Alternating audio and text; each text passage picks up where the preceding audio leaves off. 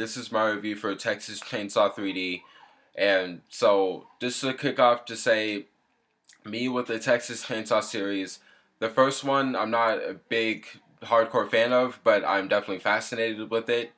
The second one, yeah. Third one, actually not bad. It's okay. Fourth one, bad and funny, literally. You can't believe how bad and disturbing and funny the fourth installment is. The remake I thought was really kick ass. That's the one I love the most. I go ape shit for the remake. It's actually one of my favorite movies. Just because they did it so well. Like it was a really good reinterpretation. The prequel to the remake, not bad. It was good. It was decent, but just didn't give me the same feel as the remake did. Just didn't really hit that mark for me. But with this one, it picks up right after the first movie, which is different and new. Like the direction in general, the directions that this movie went in, I dug. And I'm not gonna say what, but for one kind of comparison or explanation, this movie sort of reminded me of Rob Zombie's Halloween 2, as in the fact that it's all about family and psychologicalness and like certain questions I'm being really kind of subtle, or maybe not, but if you see this and you've seen Rob Zombie's Halloween 2, then you'll probably get what I mean.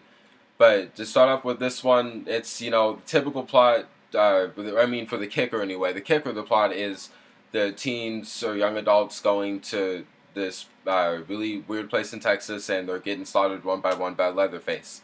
Now the cast of this one, the actors were fine.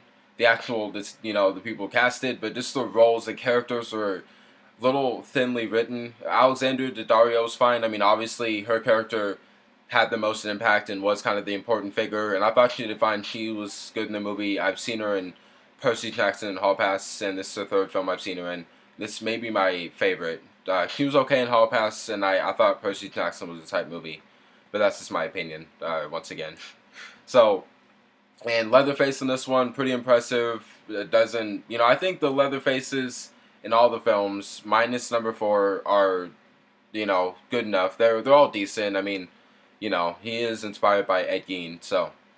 But the 3D of this one, it's not a total waste of your money, but it's not really necessary. I actually wanted like a serious in-your-face chainsaw, which you get shots of that. I'm not gonna lie, but I really wanted it so that it would I wanted a prolonging 3D chainsaw shot basically, and I didn't get that. But that doesn't take away from the movie.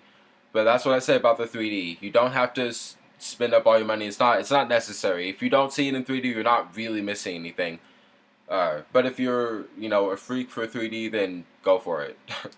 um, so yeah, I don't know what else to say about this movie. It's not perfect, but again, at least it has some redeeming, interesting qualities.